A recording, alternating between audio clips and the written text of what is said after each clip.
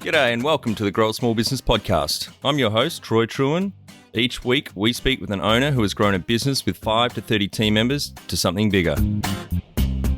Diving into their numbers and unearthing the pain they've experienced, we explore what they did to overcome each barrier and what they would do differently from day one. Let's get into it. Welcome everyone. Today I'm interviewing Jenna Biancavilla from Pearl Capital Manage, based in Phoenix, Arizona, United States. Thanks for your time today, Jenna. Thanks for having me with you, Troy. Let's start with how we know each other. Jade, who is your first hire overseas, reached out to see if you wanted to get on some podcasts and then put you in touch with myself. Thought you'd be a great guest. So she sounds quite entrepreneurial. Very entrepreneurial. And working in and around finance, being heavily regulated, I didn't think that hiring overseas was possible until she kind of piqued my interest of, I could use her to get me on some podcasts. Because thus far it had only been reactional. I'd only said yes to invites instead of proactively asking to be a part of podcasts.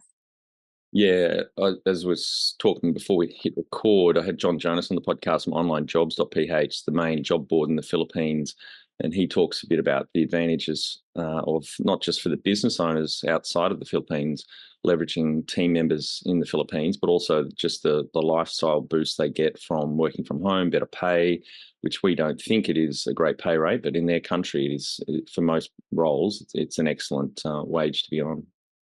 Yeah, you can make a meaningful impact in their life. And I had the same conversation with a girlfriend about feeling guilty about the lower wages than we're used to paying in the States. But when you talk to the people you're working with in the Philippines, you're changing the trajectory of their lives. Absolutely. Tell our audience a bit about your business, what it does and how it makes money. So the primary business is Pearl Capital Management. It's a personal wealth management firm. We are a holistic planner, so we really try to differentiate ourselves from all of the big banks and the big institutions that are for profit and have shareholders. That I worked for those companies for a long time and decided I didn't want to be a part of that world anymore. So it's a client-centric, client-first fiduciary. So legally, we have to put our clients first. And we write beautiful financial plans and strategies to help people save money, have more money, have successful financial independence. Right. And how did you start out? I started out back in school age thinking I wanted to be a surgeon. I've always been kind of a math and science nerd. Realized I hated hospitals and needed a pivot. And so I did this big assessment of what am I supposed to do with my life, as most college age children do, and found this financial planning profession that really molds math nerds who are also people. And it's a unique person that loves serving people and client service. That customer service is usually one personality type, and usually math nerd is a different personality type. So to find someone who likes both of those things, I just happen to have both those qualities. And so it turned into a perfect career choice for me after doing a college career assessment, which is kind of funny that that's how I landed in this direction. I studied economics, and as I had shared, I worked at big firms originally because that's how you learn the business. Yeah, I loved economics at university, both macro and micro. It's a lot of fun. I'm also a math nerd, and I like to think I've got a personality. I can talk to people, but they are unique and hard to find, aren't they? Both people with numbers that are good with numbers and also good with people, but very, very valuable. Well, and I'm building a couple service-based businesses around the idea that I need to hire people that can do both, can do the planning and the strategy and the investing, but also translate that math lingo into talking to customers, educating them in layman's terms of what is this strategy that we're working on so that they understand and feel empowered. It's a really hard person to hire for. And I realized as I'm trying to scale this, that was kind of the linchpin, the thing, or the bottleneck, if you will, that it's hard to find someone who can be just like you when you're scaling service-based business. Just why I think I launched a couple additional businesses that were not based around service, because it's hard to scale. Well, maybe take us through that timeline. Was Pearl Capital Management the first business you started? It's the first big one. So I started Pearl Capital at the end of 2015, early 2016. But I had already built a book of clients. I had already been in the financial advising profession for about 8 years. So I had a lot of clients who followed me out of big corporate commission America, big banks, and wanted this client centric approach that wanted to launch and build. And that sounds pretty glamorous. It wasn't that glamorous. It was a lot of oh crap moments to get there. But it wasn't as hard as some of the other businesses that I've tried to launch because I had that built-in revenue that followed me. Yep. Maybe tell the audience about those other businesses after Pearl, so that you've started and starting now. So through my planning career, working under a couple other people. So when I was working under a partner at a large broker dealer, my partner had a mortgage and lending background. And so he shared, oh, you should just learn this business as well and grab an extra license. And so I said, okay, I was young and learning anything. I'm a nerd. So why not learn something new? And so from that, I've had lending licenses for as long as I can remember, as long as I've been around the financial planning profession. I've also had the lending profession in my back pocket and have had a branch of a lending company that's just always followed me and I've always had. And I think about taking it out to pasture and letting it go every once in a while, but I look at the numbers every single year and it still makes sense to keep it going. So that's a second business that has always been with me. I haven't been promoting it much. However, it's a great business and I can actually just do good for my clients. So I'm not in it to make a whole bunch of commissions, but actually just save people money and save them from bad transactions. So that's been aligned with my mission. But then furthering what I like to do is, save people from bad predatory actors in the financial profession. If you can't hear that with my lending experience and my financial planning experience, I actually turned it into a technology company with my sister. And so we vet out all of the bad actors in the financial services profession because there's a lot of them, and we connect women with people that they can trust. So it's called Savvy, and a lot easier to scale because there's systems in place and we can make this go across the country pretty quickly. We're only launched in Arizona at this point in time, but we have a pretty good path to launching across the country. So is that like a SaaS product or a platform where you've got vetted financial advisors that women can trust that platform? Is that how it works? Yep. So I'm calling it kind of like a country club because it's really hard for advisors to get into the program. We're really strict on who we're going to say is savvy trusted to get onto the platform. But then once they're there, they need to pay to be a part of it. And yes, the women who come in can use it for free, get connected with someone that they know has been vetted by other women. It's a connection tool. So from the women's perspective, a place where you can trust people. And then from the advisor's perspective, they're getting connected with potential clients. I love it. That's a great idea. Yeah. And back on Pearl, so you started in 2015.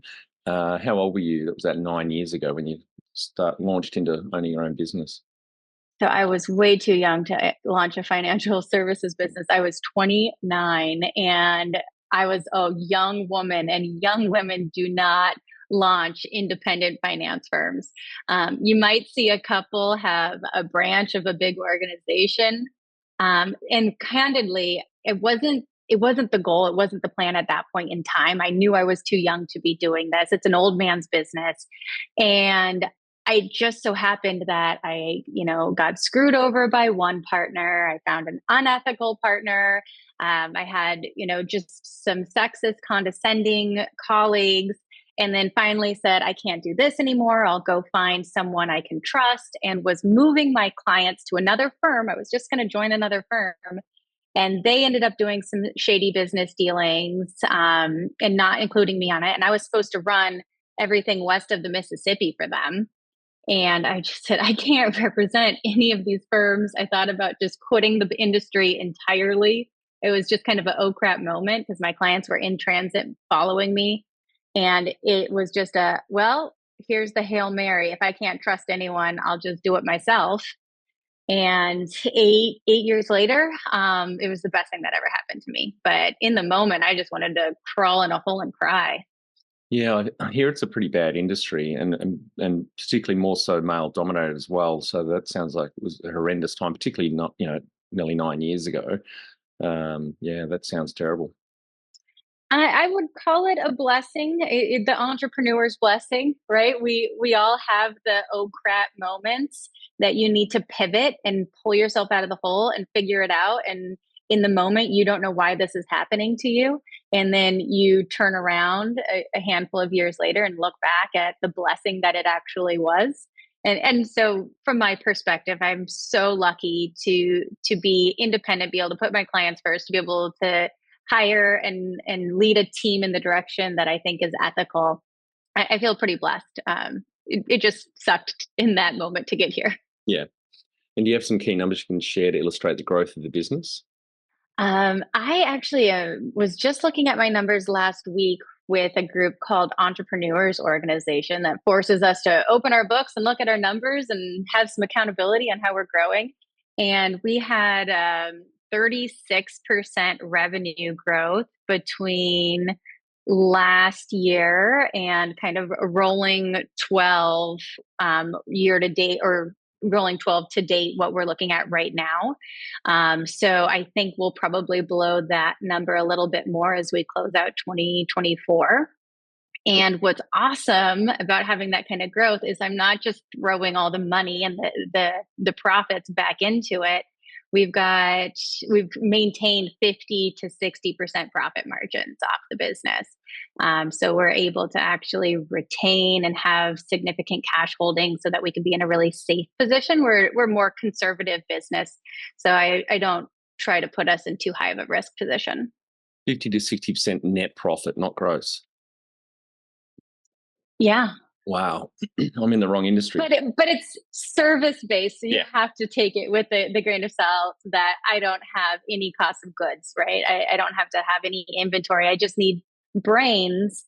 And as I started with saying, it's a really hard person to hire that's, a people person, a math person, and is trained in the way I want them to work. And it's hard to scale brains, but that's what I'm selling, right? Is strategies. And how many full-time equivalents? I assume you started on your own. Was it just one FTE yourself, and then roughly where are you at now? Yeah, I did it. I did it by myself for a while, built it around me, and then had some admins for a while. And, it took a while for me to accept that I was going to go from building it around how I wanted to do things to empowering others and trusting them to advise in slightly different ways than exactly what I would do. Um, right now, I have 7 W-2s and probably something like 30 something 1099s, but they're the 1099s. Most of them would not be working with as full time. So a couple of the advisors that have chosen to be 1099s, they'll be considered more like full-time equivalents, but it's probably 11, 12, 13 full-time equivalents, somewhere around there once you water down the 1099 timeframe. That's great. And for the international audience, 1099s are contractors and W-2s are employees. When was the moment you felt like you had succeeded? So there's a pretty good book out there for entrepreneurs called The Gap and the Gain. Have you heard this book before? No. Oh, it's the concept where entrepreneurs will set this big goal for ourselves, right? I want a 10x revenue. And then when we hit 9.9x revenue, all we focus on is that little 0.1 for gap right there, instead of like, holy cow, we 9.9x revenue, right? We really focus on the gap and not how far we've come and the gain. And so we're really bad at saying I am successful. We're really good at saying I still am moving the goalpost, moving the goal and trying to get somewhere else. And I definitely fall victim to that, where I'm constantly moving my own goalpost. But if I really think about how I define success for my clients as I'm trying to set them up for financial freedom, it's from a financial perspective, having the amount of passive income or assets where you can spend your time on whatever you want. And it's really just no longer being chained to a desk, being forced to trade your time for money to be able to pay bills, but actually having the choice of how you want to spend your time. I would define that as what success looks like, is really having that freedom of where you spend your time. And I have to say, from that definition that I've made, I would say I've hit success because I do have that freedom of time. I actually just this year bought a second home in Michigan, so the north part of the country, because the primary most of my time is spent in Arizona, and boy, it gets really hot in the south part of the country. So I get to snowbird and flock up here in the summertime and not have to sit in Arizona heat in the summertime. So I think I'm getting here. Yeah, my ex-brother-in-law to be lives in Arizona with his wife and daughter, and so we regularly hear how hot it is, and see it pops up on my news feed sometimes. The plastic garbage bins and the roads melting in Arizona when it hits around 50 degrees Celsius. It's brutal. So I don't blame you for flying away to Michigan in the heat of summer. It's been pretty awesome that I've got the business to a place where the physical office can run without me for months. And I'm still working and I can still check in on my computer. I'm not retired by any stretch of the imagination, but I don't need to be physically present to keep the wheels on the bus. And so this has been a big milestone for me. Back to the gap and the gain. It sounds like a great book. I'm going to add that to my list. But I'm more focused on the gap. That just intrinsically, that's how I'm wired, and so I'm terrible at celebrating success, which is not good for the team. So I actually have to put things in place to make sure I stop and celebrate. Yep, we got to 9.9. Let's go out for a lunch or do something to celebrate. So yeah. So that answers the next question: what success looks like to you. What's the number one thing you'd recommend to marketing a fast-growing business? Oh, I don't know if I have the number one marketing strategy. I actually feel like marketing is tough. It's really tough in service based, um, because you're just saying my service is better than everyone else's service. So, lawyers, investors, realtors. There's a lot of people where you're really just saying pick me over the other person, I'm better. And it's tough from a marketing standpoint. I've really built it based on connections and referrals.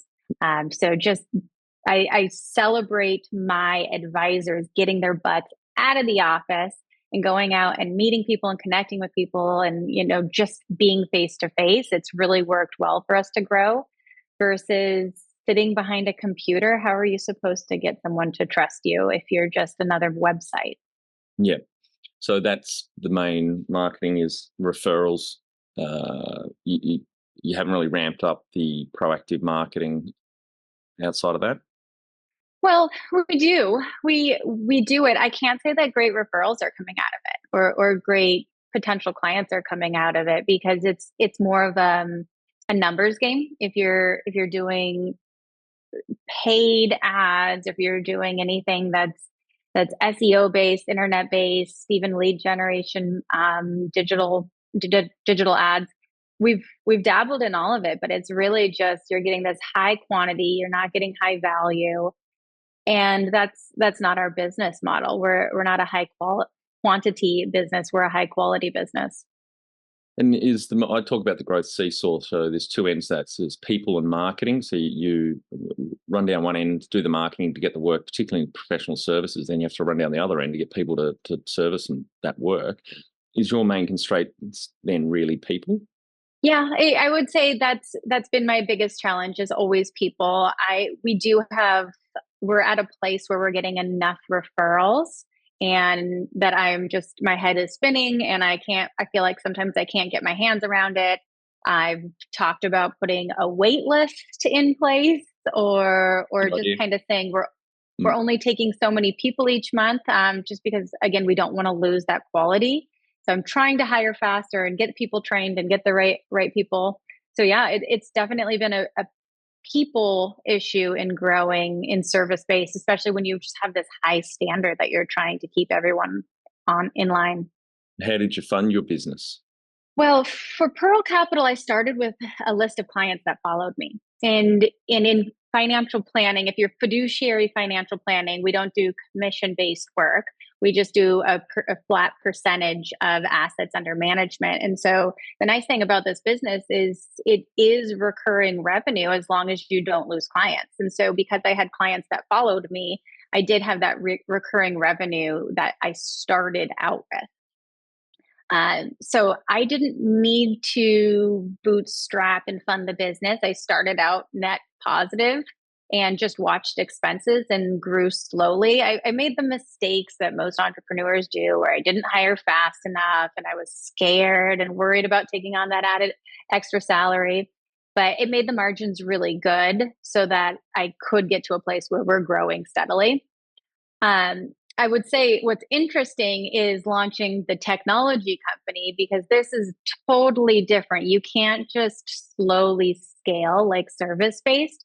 You need to figure out, how do you build it? Which my original quote to build the might kind of work MVP, minimum viable product, was over $200,000. Holy shit. So this is not a, like, just Yeah. figure it out and it'll be profitable when you're going technology. And then the next step is, how do you market this across the country and make sure you manage this balance of advisors and clients that we're connecting in this marketplace.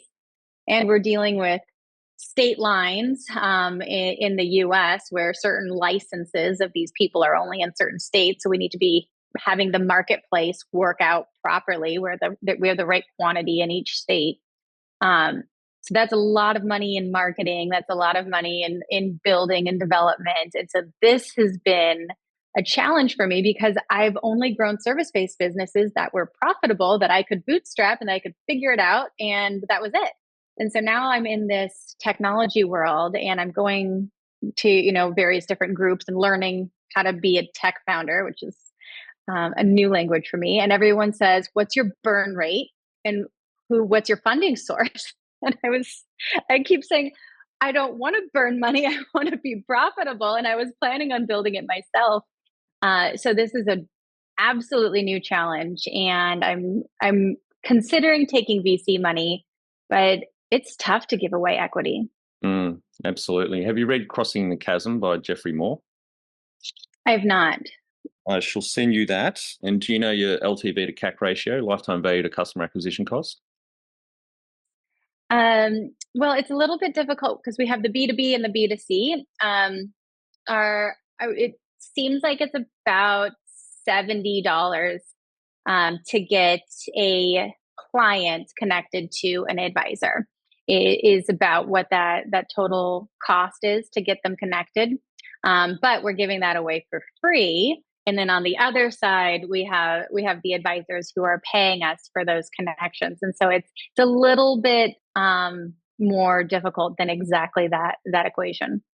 I'll send you our Marketing Funding Flywheel ebook, which I wrote earlier this year, and it talks about the LTV to CAC ratio. So three main principles, and then a whole lot of marketing tips and tools after that. But particularly for technology businesses, predictable revenue like this, your LTV to CAC ratio should be no lower than 3-to-1 and no higher than 5-to-1. 3-to-1, below 3-to-1, you're getting close to break even. And if it's higher than 5-to-1, you're leaving money on the table. So it's in the middle there. You can really scale that business. So understanding what the lifetime value of a customer is, and then obviously your customer acquisition costs, if it's only $70, then as long as the lifetime value is greater than $210, then you've got a money printing machine, basically.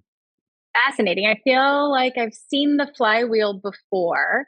I've dabbled in looking at that marketing flywheel. I didn't know that you were the founder of it. No, it's just an ebook I wrote at the start of this year. It's about 41 pages. But yeah, that concept of LTV to CAC ratio, it can be applied to most businesses, but particularly technology businesses. I'll shoot you through, and it's got a heap of examples and explains it, obviously in detail, with a lot of numbers, which I'm sure you'll enjoy. I look forward to reading that. I'm learning as I go with this tech founder thing. Luckily, I have my sister as a co-founder, so I'm not alone, and I have her helping out with a lot of the places where I'm lacking because it is a different world jumping from service over to tech and trying to juggle both of them. Yep, absolutely. If you were to start up today with plenty of funding, would you go into your industry? Oh, I love financial planning and advising. It's so much fun, and you're deeply connected with people. Absolutely. I would do this 10 times over again. Also, we have really good profit margins. It's a really great business. I don't know if I would do this technology thing again. To be determined. Give me about 7 years, and if I can sell it for $20 million or something, then I might have a different answer. Do you listen to any John Warrillow's books or his weekly podcast, Built to Sell Radio? John, say it again. John Warrillow. I'll send you all. Warlow, yeah. Yeah, he's great. He's been going for about 8 years, so I listen to 3 or 4 of his weekly casts to get through the back catalogue. But he does have a preponderance of tech companies on there, so I think you'll learn a lot, not just on the exit mistakes they made, but also the valuations, the multiple on top line for most tech companies, for example. It's a great resource. So I'll shoot you through that as well. Oh, great. That sounds like the next step for me. I definitely did some of the How I Built It podcasts of trying to see which of these companies scaled in a similar way as what we're trying to do. But we just hired our in-house developers. So we have a couple developers that are stateside now that are working for us. I don't have Yep. outsourced developers or overseas developers anymore, and we have a couple staff members now. So it's getting to the next level. That's I'm good. excited for that. Yeah, very good move to bring them in-house. You own the IP, got more control, may cost a little bit more, but in the long run, it's a lot more valuable. Yeah, we've had John Warrillow on our cast twice now on the main cast, the format we're doing now about his business growth and journey, which is quite interesting. The 3 books he's written are excellent, particularly for you. The Automatic Customer will be really relevant, but his first book, Built to Sell, is great, and his last one, The Art of Selling a Business. But his weekly podcast, as I said, is awesome. And this, we also had him on our Quickfire Friday cast, which is one expert on one topic, and obviously his topic is exiting. And he tells of a great story of a lady in the US that built a payroll business up for nannies in the US over around 20 years, and she positioned herself for a strategic acquisition, and she sold to care.com for, I think she was doing 9 million top line, and she sold for 6 times top line, $54 million, because care.com's got 7 million parents on the platform that need organize a babysitter or someone to mow the lawns, and they could just plug her business in and add a lot more nannies to the payroll service and get their money back very shortly. So yeah, it's a great episode. I'll shoot that as well. Oh, I love that. And I know that Built to Sell is sitting on the shelf in the queue as things that I was supposed to add to my summer reading list. Haven't made it through the 20 books that are on the shelf, but I think I got about halfway through, 10 out of 20 for my summer reading. Good. I'll have to catch up again. Can you outline the most stressful point in your small business growth journey so our audience can learn from it? Oh, stressful seemingly is always around people. Just I carry the weight and the heaviness of it's my job for these people to have an income, to pay their mortgage, to be successful. I really carry that weight with me when I think about my team. And I've had staff members go through so many different life moments that sound like my wife was diagnosed with brain cancer, or I, lost 3 immediate family members all within a 1 month period of time.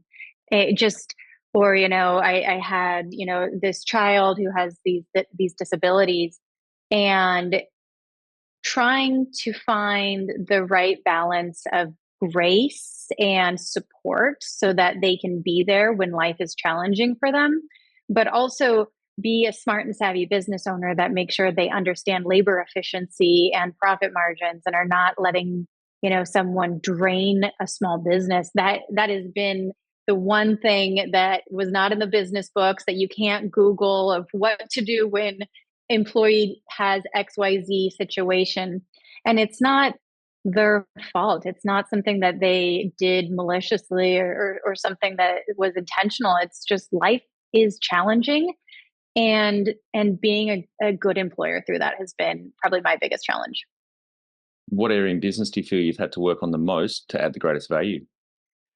Oh, I really think that the area of the business that I really focused on for a couple of years, when I didn't want to continue to hire, and I kind of put myself in a position where I didn't want to continue to hire. I didn't want the stress of more and more staff.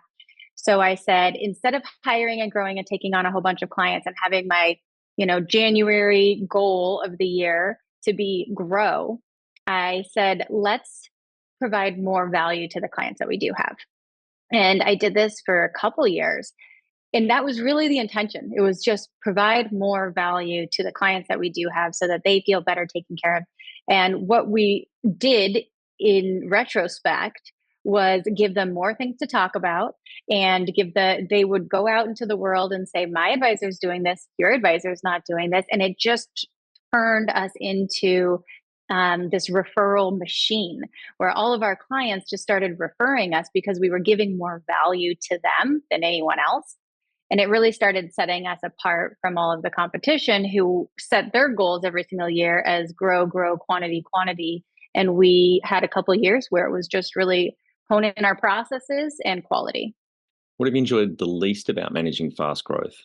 It usually comes back down to the people part, where my job continues to become more and more about managing staff and recruiting and people. And I started this business wanting to be an advisor. I wanted to serve my clients, and I have to continue to take parts of my book of business, part of my clients, and hand it to a subordinate advisor and say, you'll be great at serving them, so that it frees up more of my time to do more of this business owner thing. And I I didn't start the business to be a business owner. I identify as it now, and I'm accepting it, and I like it. It is a challenge. It's fun. But sometimes I do just want to be the practitioner, and I just want to be in the business instead of on the business. So it's been a personal journey of accepting that I'm here. I'm guessing you've read The E-Myth by Michael Gerber. I think I've read the cliff notes, and I apologize. I feel like I read books all the time, and I keep saying no to all the books That's all you're right. sharing with me. One of the concepts in that seminal book, I think it was in late 80s or early 90s, he released The E-Myth Revisited, but it talks about three roles: the technician, the manager, and the entrepreneur. And most technicians, so financial planners, say, I can do this better, so I'm going to start my own business. And then they've got to really learn and swat up on how to become a great manager, and eventually just the owner owning the business and not working in the business. It's been a journey to get through all of those roles. And I did not start out as a good manager. When I worked for other firms and they threw me in manager roles, I just wanted to do my job, and I was a terrible manager with no leadership training. So I'm happy to say that I'm working very hard on it, constantly trying to develop myself as a leader and not be that terrible manager that I was in my 20s. But I think if you ever think that you've made it, you're probably not a great manager. You have to always be working at it. Yeah, absolutely. I think it's, especially in small business, people are just promoted, not given any training on how to be a manager, just left to their own devices, which is one reason why we launched our business transformation program, because a big part of that, or half of that 16-week program, is now cut into 6 weeks on strategy, getting the financial model or the business model right first, and a 10-year forecast. But 10 of the 16 weeks is on people, and a big part of that is, managing people. So we've got a kick-ass manager course that goes for 8 weeks for that exact reason, because small business owners themselves haven't trained themselves up, let alone their own managers. They've just promoted them and left them be, and people are flailing around not knowing what to do and how to get the most out of their people. What are the biggest aha moments that some of these people walk away with after having 10 weeks on people? Well, it's only hiring a player. So first thing is overhauling your recruitment procedures. That's a 2-week course within the program. So fixing that first upstream, so you're not just letting B and C players on, or arseholes. And as a manager, things like communication, regular communication, so weekly one-on-ones, 30 minutes, 10 minutes for the direct, 10 minutes for you to give feedback, coaching, and the last 10 minutes is on their development. But another big one, particularly in the small business space, because a lot of owners still own the marketing corner. And one of our graduates recently commented that one of the biggest value that she got out of the program was that she can now actually spell delegation. She's doing it properly. And make the point in the course and to her that that's advantages both for you and the direct, because A players want more challenging work. So she was holding on. There's a brew pub here in Hobart. They brew their own beer and they've got a very successful venue. And anyway, I asked for when she was talking about something, a new project or a new idea, and she was just going to do it herself. And I said, well, what? She hadn't given me the org chart at that point. And I said, what's Lucy's title? And she said, oh, venue manager. I said, well, she's got the word manager in a title. It's to do with the venue, this project. Just give it to her. Just delegate it. And she did that, and off she went. And Lucy loved it because it was challenging work, something new. And then Leslie could get back onto it, unlocked more time for her to spend on marketing. And because of that, sales increased because she was pushing work down the org chart to focus, allow her to focus more time on marketing. So I'd say delegation is a big part of that. But there's also coaching and feedback as well, which is very important as a manager. It helps with retention. People feel valued. Pay is usually the fifth reason why someone chooses to work where they do. If they're feeling developed by the manager and trusted and respected, all these other things, which all come down to communication from all these tools that we talk about in that course, plus a ton of other stuff. Oh, yes, delegation. I have to say, I've accidentally fallen into delegating a lot more, only because life made me pivot in this direction. So it was my husband's big push to buy the lake house. I probably wouldn't have done it. And so getting myself out of Phoenix and making sure everyone was empowered and prepared to run the physical office without me there. I kind of accepted this fate to myself. And the same thing with launching Savvy. It's been a passion project to try to change the financial services industry and really have this disruptive technology to tell the bad actors, you're not wanted. People don't want to hire you. And if it's done well, it can really protect consumers because regulations haven't worked thus far. But this passion project of mine, that it seemed like, oh, create technology, it's scalable, you just build it and then it goes. It's getting away from me, and there's such a demand for it and people really want it, and it's growing faster than I have the time or capacity to put behind it. And so that has made me also need to delegate at Pearl Capital more and let this business be more of an enterprise and less built around me, because I created something else that I can't handle anymore. And so I think the unintentional life stresses that have forced me to delegate have accidentally been really good for me. Yeah, I think it's innate in our most business owners, entrepreneurs. We are control freaks. We want to control as much as we can, but we've really got to let go of that. And I love the idea that if you now got this technology business to focus on, which is going to keep reminding you, I need to let go and let the team own those parts of the business. Plus, it's adding a lot of value to Pearl because the more you can prove the business isn't reliant on you, the more valuable it is if you want to sell it down the track one day and you're building it up. There's a good example on the Built to Sell Radio podcast. Mark Wright, an Aussie that moved to London 2013, went on the UK Apprentice in 2014, won it. Actually had Mark on our podcast.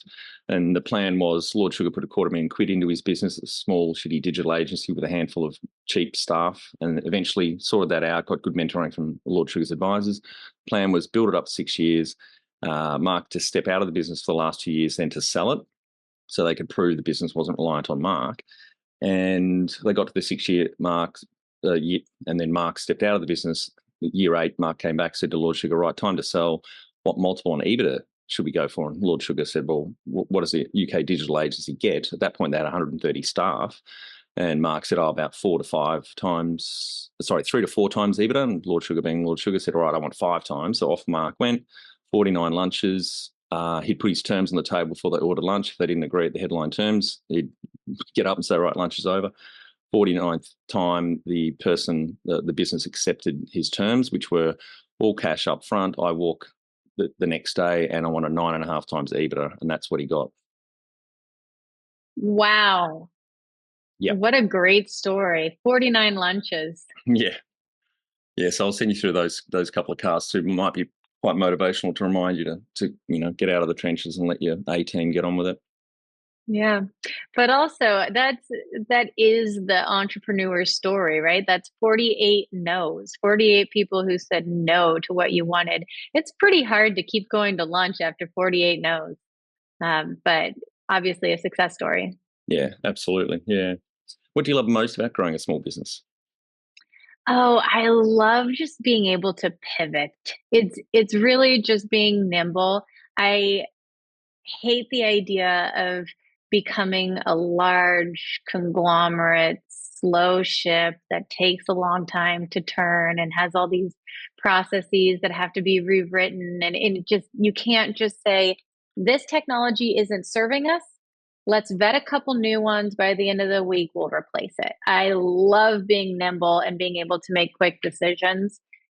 So I have, our plans to grow, but I really would like to keep us small enough that we can be nimble. And I have also plans to start giving away equity and adding partners to the firm, but I don't want to give away our ability to be nimble with that, because with all of these extra structures, you lose a little bit of that small business. I keep saying the word nimble, but just the ability to make choices and change and not be stuck in something that's not serving you and is inefficient. So you're considering doing an ESOP, employee share ownership plan? No, I was going to do true partnership, giving away equity percentages, and then a revenue share with anyone who's partner.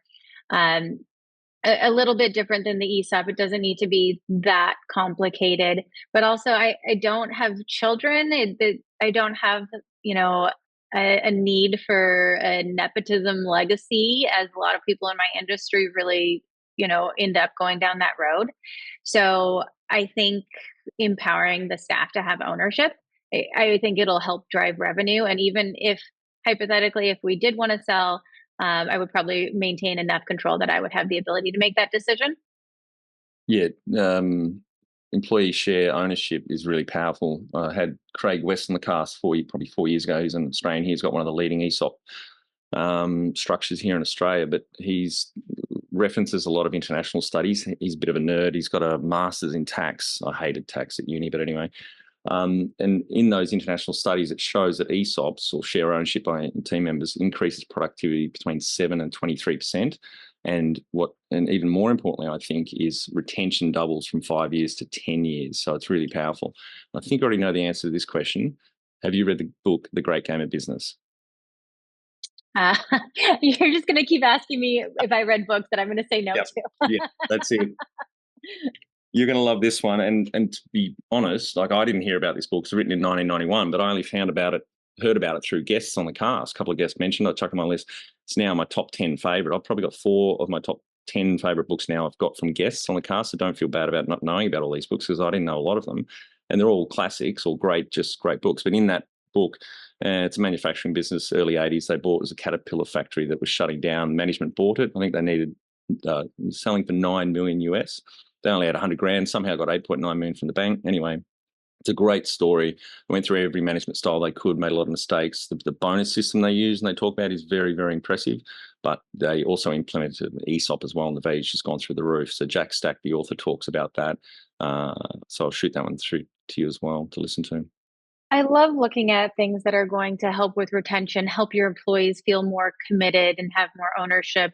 Also in professional services. So if you're legal, finance, some of these services, maybe realtors, if they are partner, if they make owner, if they can say, I am part owner, I'm a partner of this firm, their ability to go out and get business just increased. Because people do love to work with someone who's got some kind of ownership, because now the consumer thinks they're staying here. Yeah. This isn't just a job to them. They're part owner of this.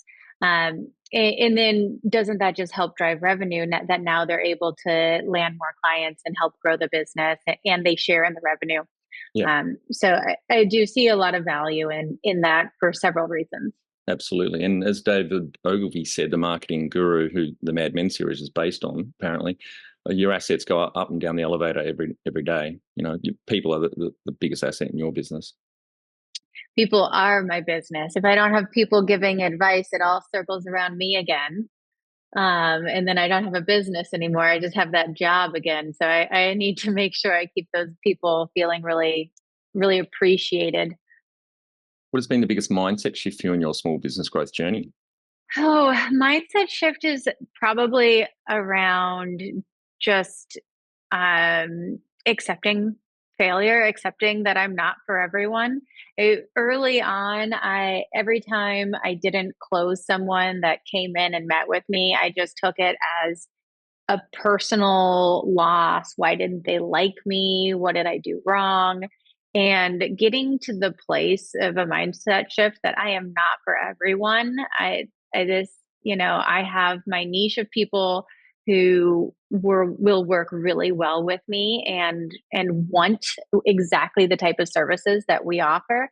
And there are going to be other people who want the old guy who works at a big bank, because that is 80% of this business. And there are people who want what the average advisor looks like. And I am not him and I will never be him. And I think getting my mindset shifted to accepting that, to accepting our firm is different. Our firm is more female. Our firm is more youthful. Yes, we have people in their 60s on our staff, but we are more youthful. We are more female. We are more tech forward. We are more modern in our approach. We talk about, taxes and real estate and investments that just big banks won't even let people talk about. So we're different.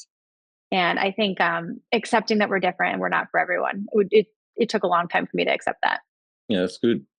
The number one habit you think a small business owner needs to develop and maintain? As far as habits, I would say just getting in a system and a rhythm. For the longest time, I drank out of the fire hose and just reacted to everything that came at me. And you're just not working on the things that are the highest and best use of your time if you're reacting to the fire hose. And I call it the fire hose. I also call it the mountain, right? The mountain of to-do lists that you're like slowly hiking up a quarter of every single day. And then it builds a quarter taller and the mountain is always growing and you're just always trying to get to the top of it. But as a small business owner, it's nearly impossible. It is impossible. You never leave the office saying, I'm done. I No. did it all. Yep. Mhm. So accepting you're not going to be able to do it all. You need to stop reacting, stop drinking out of the fire hose, set the mountain aside or the whirlwind or whatever you want to call the thing, and really time block your day, make a system, realize what's the highest and best use of your time, delegate things, don't work on things that aren't important at all. That quadrant where there's what's the quadrant? Stephen Who's Covey, the urgent, important. That. yes. Yep. Mm-hmm. Yeah. We know the quadrant, just do the quadrant. Yeah. Yeah.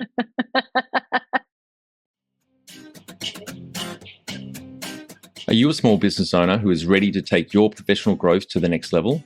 Sign up to the Grow a Small Business Weekly newsletter. This is your go-to email every Friday and will take about 2 minutes to read. Join the Grow a Small Business community who, like you, are investing in their professional development. Each week, we curate valuable resources, whether it's expert advice, books, podcasts, industry insights, or actionable strategies. We've got you covered. Leave your email at growasmallbusiness.com/weekly. Can you talk to how you've added people to the team, some wins, mistakes, and advice for those listening? You said when I've added people to the team? Yeah. Always, well, at the very beginning, too late. I was adding people too late. It was reactive, again, with the reactive idea. I needed people, and then you're not hiring the right people when you need people. So I shifted my mindset and I said, we're going to line the bench. And I'm going to be, instead of sending job ads, I'm going to be telling everyone that we're hiring amazing people. And just it's in the universe, it's in the Phoenix market. People know we're growing, people know we're hiring. And I have a bench of probably No, it's got to be 50 advisors that know I would love to have them on our team. And advisors, it's a 5-year journey if you want to leave your job. It's just such a slow profession to move, which is why I said we're lining the bench. People know that we want them. The good people know who that we are hiring, and we'd love to have them. And they're talking about coming eventually. And it's a long game. And as people come off of that bench and they say, "Hey, I think we want to switch," I have not said, we're not hiring right now. I'm not ready for you. I've actually just said, we'll figure it out. We'll make a seat. And so the last couple of hires have been not intentional, not the right time. It's just they're the right people and we're going to figure it out. And thus far, it's been brilliant for business. It's made us so successful. We've really grown. We really are getting amazing people because I'm not reactive anymore. I'm now playing offense and I'm trying to, or being proactive and trying to get people who are great on the team instead of like, hurry, hurry, we need someone to fill the seat. So I'm hiring a little too early right now, but it's working out really well for us. Yeah, absolutely. And if you've got A players knocking on the door, you've got to let them in because it's hard enough to find them. And also it staves off the risk of you suffering the warm body syndrome. We're too busy. We just need anyone. We'll accept a B or a C player on the bus. And that's just, a horrible situation to be in. But that's really smart, Jenna, that you are proactive about building that bench. I remember having Krish, the founder of Fireflies.ai. I don't know if you know of that technology. Yeah, I've heard of it. Yeah, so it records your calls, and particularly sales calls. This is 4 years ago, so I'm sure it's even better now. But for example, it doesn't just do transcripts, but it also can tell you the sentiment. If it's a sales call, who had the power in the conversation, what were the key more hot buttons for the prospect, etc. So it does all that really good. But he spends a couple of hours on a Friday afternoon on LinkedIn and other networks to find A players and slowly build a relationship with them over time. So when they're ready or the business is ready for that role, they're warm and ready to go rather than being reactive and just putting a job ad up. And, that's very, very smart. Well done. Well, it's also getting me A players because I've realized all of my best team members that I've had, I poached. They weren't looking for a job. I told them they would be great and why we would be a great fit. And if you're ever unhappy, let me know. And so it wasn't they were going on Indeed and looking for a job ad. They got poached straight from one place and came right into our company. And so when you're small, you can recruit in that capacity. You can line the bench and personally be recruiting and trying to pull people away. And we're moving from a place of me lining the bench with individual people to lining the bench with teams. And so there are teams that are running branches that want to break away from, big conglomerate, keep their team together. And it's actually really awesome to recruit a team in my profession because they come with revenue. And so they could start just profitable and I don't have to front a lot of initial cost to get that team up and running because they start profitable. So I'm moving to the next stage of not recruiting individual players, but recruiting full teams, and it's a big game to play. And there's some long courting that goes on to get someone to break away from a large company. What are some of the things you recommend to building a sustainable and kick-ass culture to help with the growth? Oh, well, I'm working on this. I feel like as far as culture is concerned, we've got an awesome one, and I want to continue to lean into that. I am hosting a team retreat in my home in Michigan, actually at the end of September. So by the time this airs, you guys can reach out and ask how the retreat went. Um, so it's coming up here pretty quickly, and I have this new lake home that I've obviously been here the whole summer, and my team doesn't know where I've been or what I've been doing. And I thought, bring them all from Arizona to Michigan, bring them to my home. We'll stay here for a week.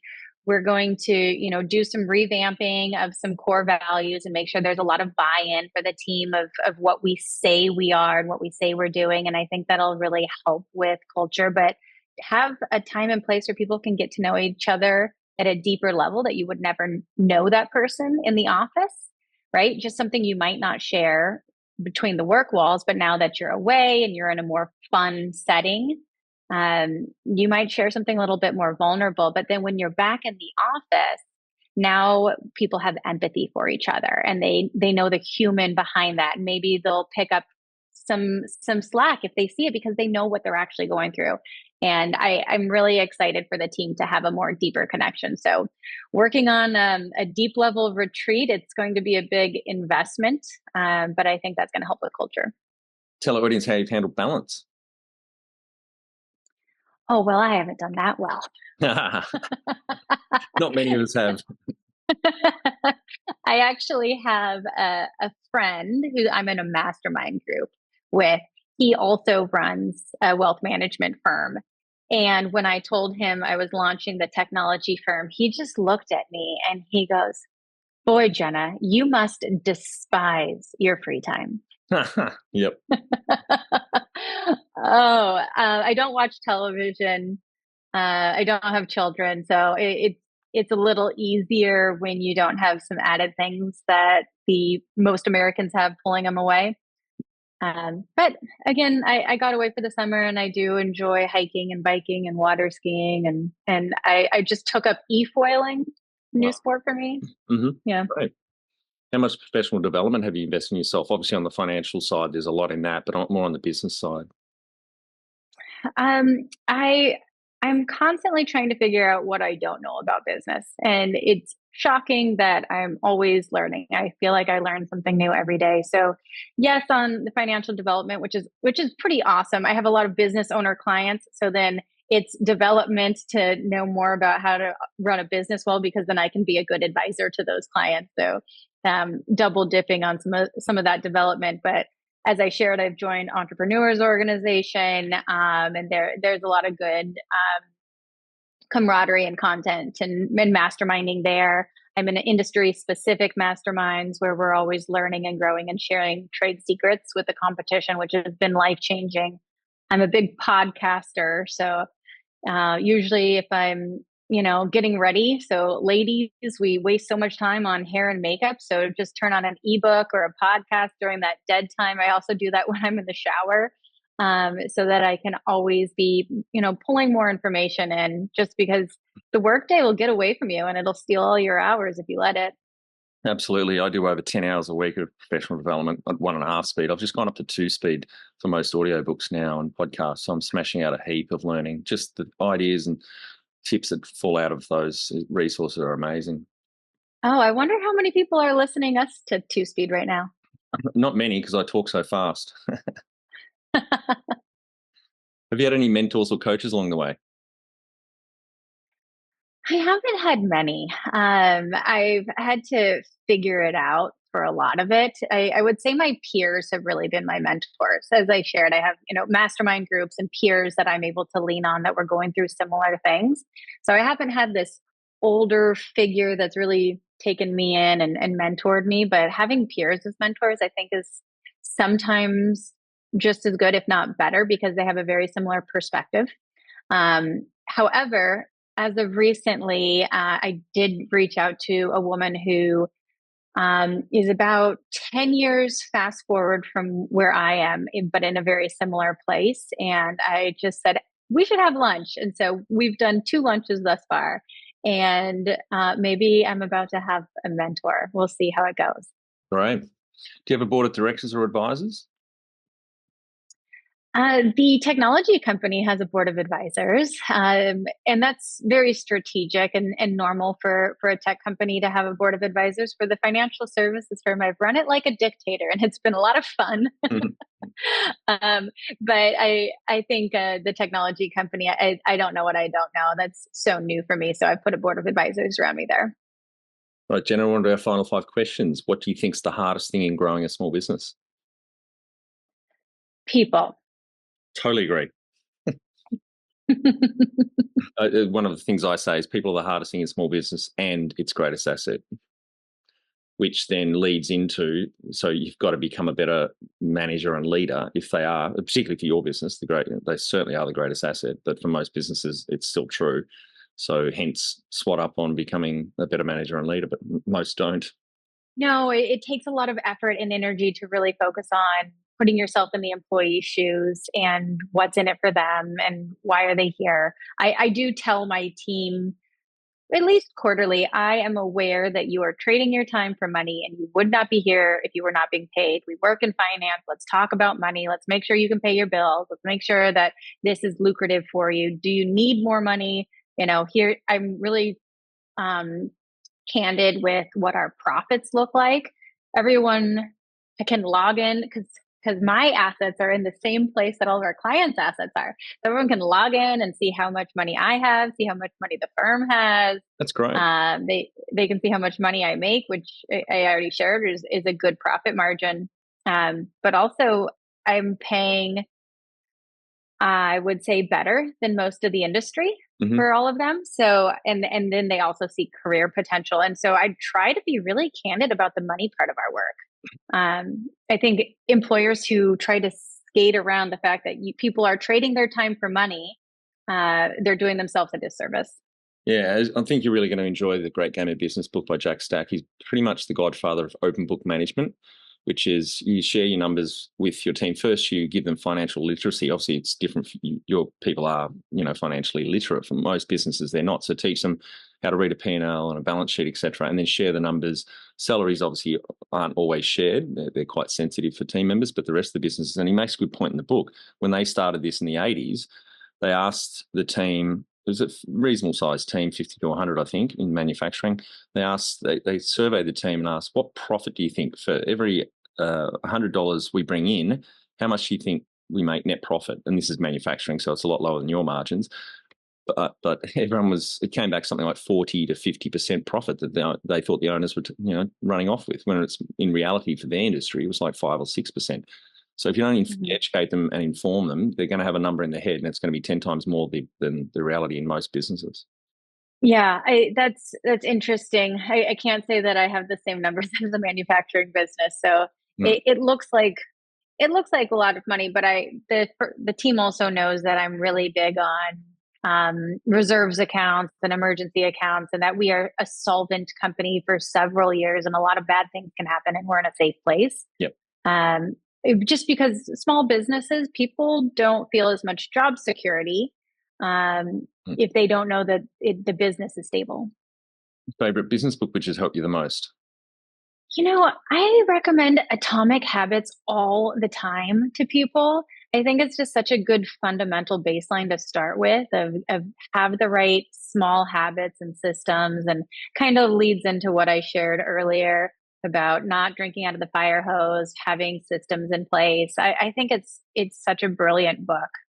Any great podcasts or online learning tools you use for your own professional development? Oh, shoot. My favorite podcasts are all industry specific. And so there's one, just the Advisor Success podcast that I listen to consistently. And it's just other people who are doing exactly what I've done, who share being in the trenches and what worked for them.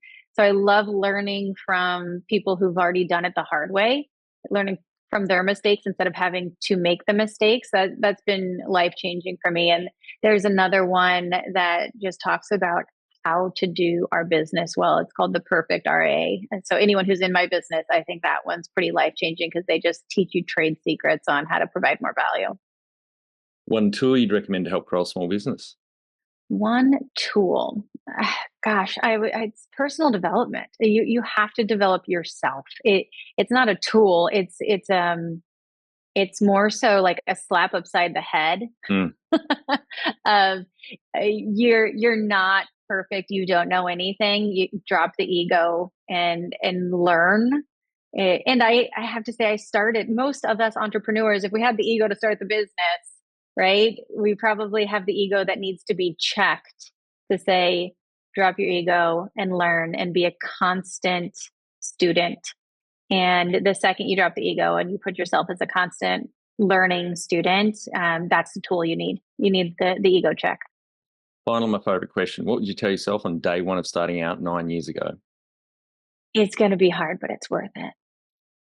Thank you so much for your time today, Jenna. I've really enjoyed our chat. Congratulations to you and the team on the growth over the last 9 years, starting out on your own now, around 12 FTE, helping a lot of people out there in wealth management and financial planning, and phenomenal growth and a really good approach of getting A players into the roles and being people-led, both math nerds as well as those with personalities. Very hard to find, but well done on your journey. Thank you, Troy. Thanks for having me.